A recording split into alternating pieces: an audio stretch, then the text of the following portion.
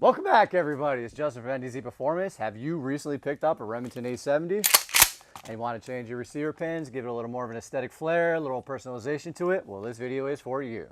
So let's hop into it, everybody.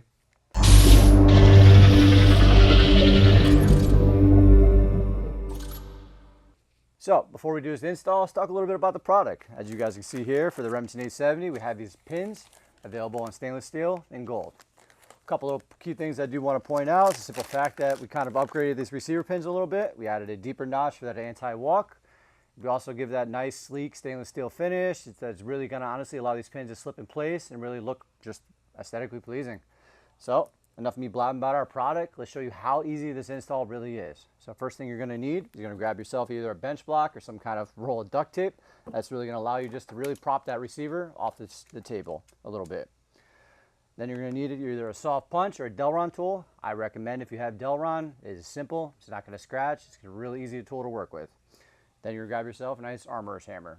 So what you're going to do is on the OEM trigger pin, you're going to locate the little dimpled hole on the top of the OEM pin. You're going to knock this pin out about halfway. Now what that's going to allow you to do is you're going to take your NDZ receiver pin, you're going to push it halfway through that hole, and it's going to allow you to really just work the OEM pin out. Give a couple taps. Once you hear that click, you know your pin's nice and locked in place. As you can see there, it's nice and flush on the other side. So it's already giving that a little more of a flair to it. Let's move on to the front pin now. You're going to do the same process. You're going to grab yourself that Delrin tool. You're going to find that little dimpled hole in the top. Give a couple whacks, about halfway. Grab your receiver pin and just work the OEM one out. A couple taps. Grab my Delrin tool to finish it out. Again, once you hear that click, that anti-walk notch just has everything locked in place. Turn it over, make sure everything is flush.